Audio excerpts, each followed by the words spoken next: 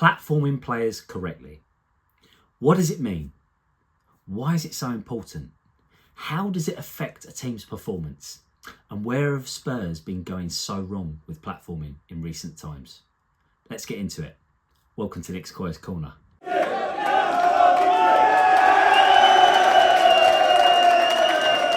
Make sure you like the video, subscribe to the channel, and click the bell to receive notifications. So platforming players, what do I mean by this? Well, it's the way you use a player. It's the role you give a player to optimize their strengths and mask their weaknesses. I see putting a football team together very much like a jigsaw puzzle. You're looking for the right pieces that fit together, that complement each other, to create a balanced, complete picture. You want your players and the roles that they take up to complement each other to make the team greater than the sum of its parts. It isn't just a case of, oh, he's a good player or he's a bad player. Of course, there are different levels of individual quality, but the way a player's used, they can look better, they can look worse, depending on the role they're given, the players around them, the way the team is set up. And this is why platforming is so important. Now, there are some players who can be used in a variety of different roles and in different ways. And there are some players, a small number, who can perform regardless of the way they're platformed. I'm thinking about people like Harry Kane, who are just that good. But even the very best players can reach higher levels if they're optimized correctly and they're used in a balanced system. Indeed, I believe that a lot of transfer successes and failures come down to the way their new club platform them. Now, it's not all about that. Of course, some players don't adapt to the league. But in some instances, the way they're platformed really affects their success or their failure. Often you see players join a new club and they get used in a completely different role or a different way to the way they were being used at their previous club where they had success, and it doesn't work out for them. Once a player new to a league struggles and doesn't gain momentum, it can be very difficult to turn it around, especially if they're not being used in an optimal way. So let's take a quick look at the Arsenal game that's just gone by. Now, obviously, I'll caveat this with the fact that we have an incredible injury list, which is making it very difficult for managers to pick balanced teams. But even so, let's look at the team and let's look at the way players are platformed and see if it was effective or not. So the first thing I want to talk about is the use of Simons and Muani in this game. Now, Simons was playing very much off of Muani, and we played this kind of 5-3-2 really. And what happened often in this game is we'd only really have two players forward, Simons and Muani. Some of it linked to the wing backs, which I'll come on to, but you can look at the way Simons would receive the ball. He'd be surrounded by Rice, by Zubamendi, by Timber, by Saliba, and he wouldn't really have many options. Now, Xavi's a good player, but what he isn't is someone who's going to be able to do a Morgan Rogers and carry the ball through 3-4 bodies with power. He's going to do it with skill, and if he's up against very physical players like Rice and Saliba, he needs players to link with. He likes to play quick, short passes to people and then move into space to receive again. Putting him in an isolated situation like this is not playing to his strengths, it's playing to his weaknesses. It's allowing Arsenal to use their physical power to dominate him in an isolated situation where he hasn't got many options. Moving on to the wing backs. Now, you've got Djed Spence, who is left wing back. He's right-footed, and we all know by now that Spence wants to come inside onto his right foot and come into this kind of space. The problem is, when he does this as a wing back here, Timber can defend very narrow and congest the space for Arsenal when they're pressing us. Simons receives the ball. He has no out ball out wide. So he really only has the option of trying to feed Muani, who's picked up by Gabriel in the Arsenal match, or trying to carry the ball himself forward into this area in which he ran into blind alleys in that game and lost the ball. And some of his play was poor in his part. Some of it was caused by poor platforming, a poorly balanced system. We look at Gray on the other side. Now, Gray is a central midfielder, so where does Gray want to go? He wants to go in here. He doesn't want to go up and down that flank as a wing-back. It's not his natural game. It doesn't play to his strengths. So Gray and Spence both in positions that don't suit them, coming into this area, meaning we've got a real lack of width. And what this does, the domino effect it has, is that we have no outball, which makes it harder for the midfielders, Sarr, Gallagher, Simons, they've got no way to release pressure. And it makes it harder for the back line, Dragusin, Polina and Van de Ven, to find an out ball as well, higher up the pitch if they want to go a little bit longer. Because Spence is not going to get up here and try and go to the byline to stretch Arsenal. He's going to come into these areas and congest the space. On top of that, we had Polina and Dragusin in the back line. Now, two players who are not very good on the ball and aren't going to be able to play progressive passes against the team who are probably the best out of possession side, certainly in the league, possibly in Europe at the moment. So you've got no real way of progressing the ball out. Van de Ven's proficient on the ball. But then we've got in midfield Bissouma, Sarr and Gallagher. Now Bissouma is the best player there by a mile in tight spaces. For all of his faults, he's good in tight spaces and he's good under pressure. Gallagher and Sarr are quite similar in that they work very hard, they'll get up and down, but they're both technically limited and they're both not great when they're being pressed and in tight spaces. So you've got two players here who aren't really going to contribute to tight space link up and progression, as well as Dragusin and Polina. So you're not playing to any of these players' strengths and you're affecting the players around them. It's no wonder we struggled as a team. Now, yes, we were limited in our options, but could we not have played Sousa as a wing-back, for example? Yes, he's raw, but he did well at Old Trafford in difficult circumstances, and he's left-footed. The difference between him and Spence is that he would get up that flank as a left-footer outside his man to stretch Arsenal and give us an out ball. It would also have allowed us to use Spence on the right. And by doing that, we have two proper wing-backs, holding width, creating space for the players in the middle of the park. Now, it wouldn't have helped us too much with the midfield balance and the back line, but at least it would have given us some wing-backs. And perhaps we could have added another attacker into the mix, Tell with Moani, for example, and allowed Simmons to drop off slightly to give us an extra body, but also give us more runners to try and escape pressure. So that's the Arsenal game. Now let's look at the Chelsea match under Thomas Frank. Just an example from earlier this season. Frank consistently platformed players really poorly, and here's another example. So the first thing I want to talk about is his use of Bergvall. Now, across the season, Frank used Bergvall awfully, misprofiled him constantly. I'll talk about that in a minute. But in this game, he used him from the left. The problem is, he used him from the left, but he had Spence as a left back as well. Now, what have we just spoken about? The fact Spence wants to come infield. So he comes into this area. Bergvall's natural instincts and strengths are to come into this area of the pitch. You've got no width. You've got no way to escape pressure. You've got no out ball. It's so important as a team that you have width at all times to make it easier for the team to stretch the opposition and create space centrally. If you congest the play, the opposition can go narrow and make it harder and harder to play through.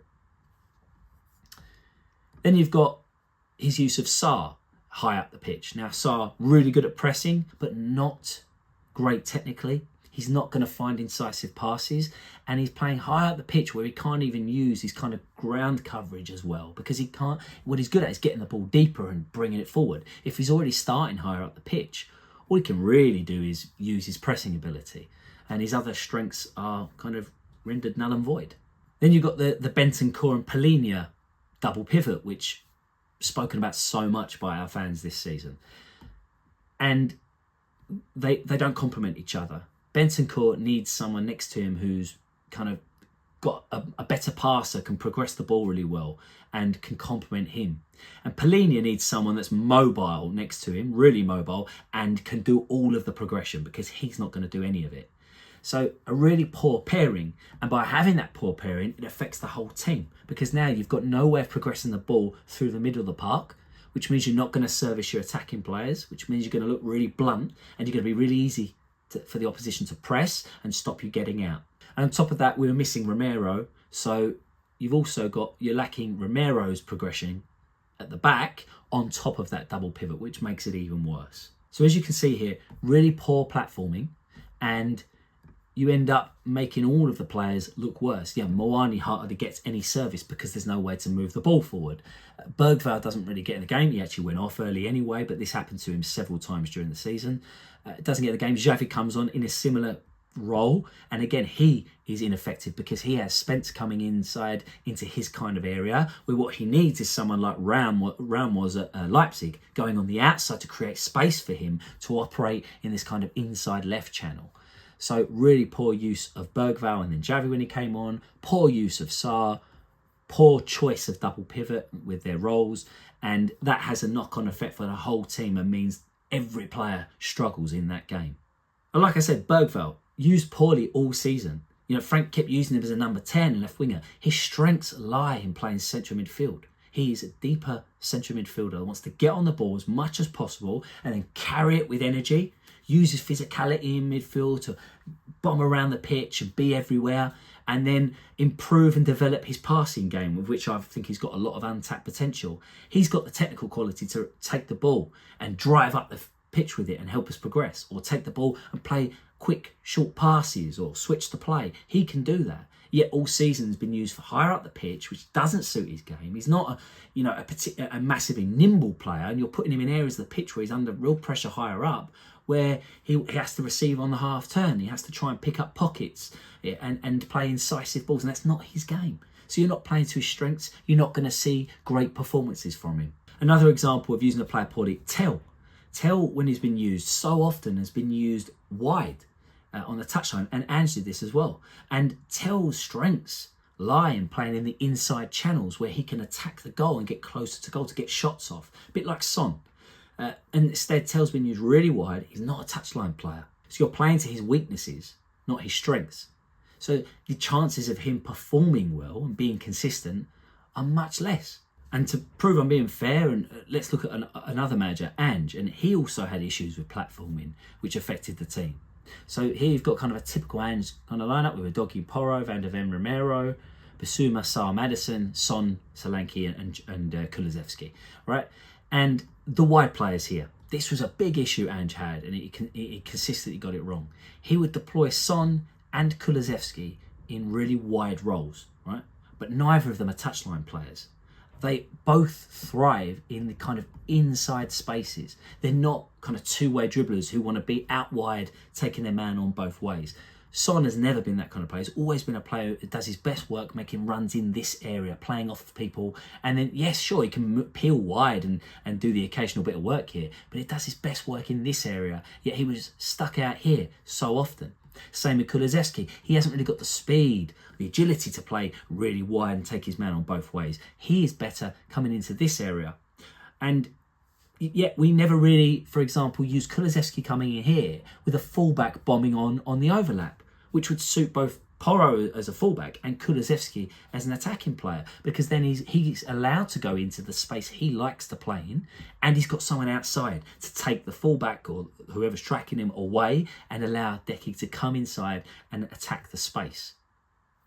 Same for Son, really. The fullbacks would mostly come into this kind of area, and Son would be isolated out wide. But really, what you wanted was Son coming in here, if anything, and Udogie going on the overlap just to take people away and allow Son to operate in the space that he thrives in. Then you've got the use of Sarr, for example, as a high 8 for Ange.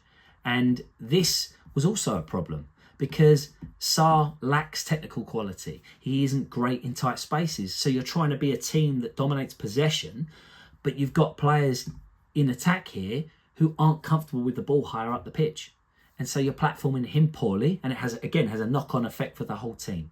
I really believe platforming is a key failing for a lot of managers. They get so focused on the tactics and their own setup that they want to see that they forget about the players they have and optimising all of those players as much as possible.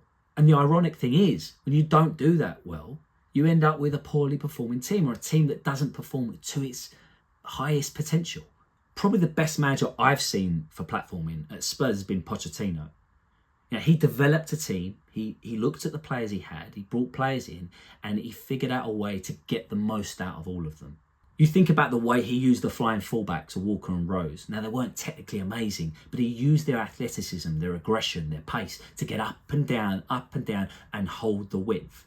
And that allowed the likes of Eriksen, Dele, Son when he played, Lamela when he played, Kane, to have that freedom to rotate in central areas because they always had the fullbacks holding width, stretching the opposition to give them space to operate in. And that is really good platforming. Essentially, platforming is absolutely key. Do it well, and you can create a team that is more than the sum of its parts.